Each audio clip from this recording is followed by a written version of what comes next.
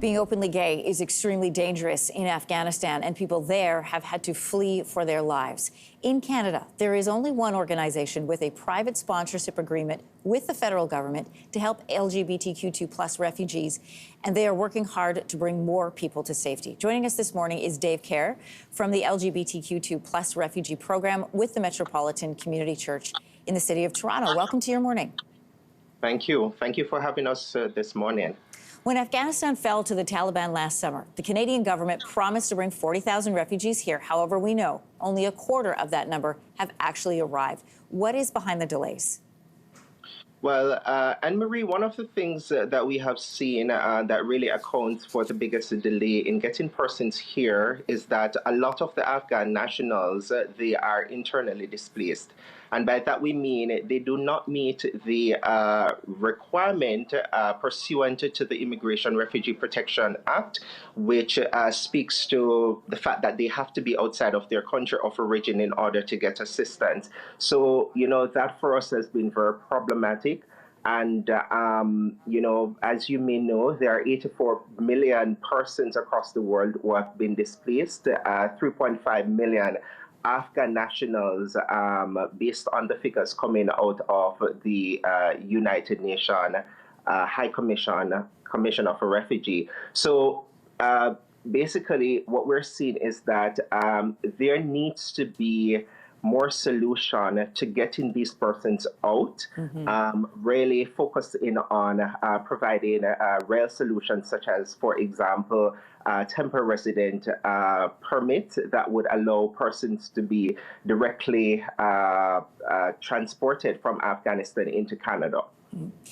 The Prime Minister said that they wanted to bring 40,000 people to safety. He also said it's unbelievably difficult, his words, to get people out now that the Taliban is in charge. What is at stake for people who are gay and still in Afghanistan?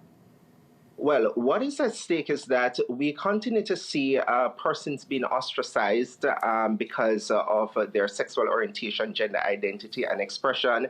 There have been many reports of persons who are unable to access proper health care. There have been increased gender-based violence and a myriad of horror stories which continues, which is why our work here at MCC Toronto is so important.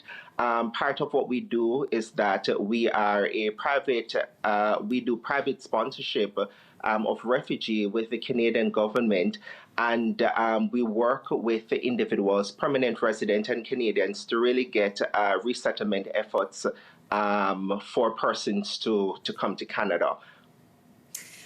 Your group is sponsoring 5 people this year. What does that look like financially? And if people are listening and they want to help support, how can they do that?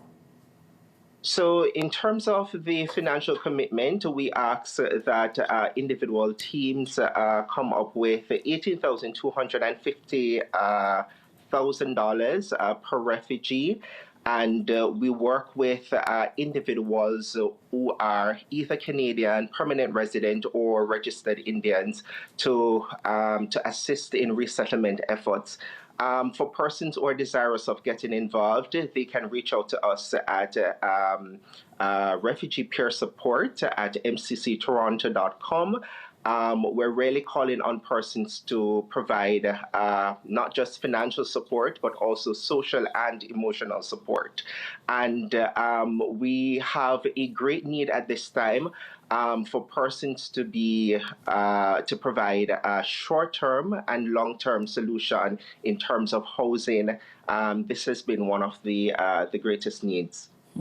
It is a desperate situation. People's lives are at stake. Dave Kerr, thanks for joining us this morning. Thank you so very much for having me. Hey, thanks for watching. If you liked this, be sure to subscribe here, or you can check out more Your Morning videos right here.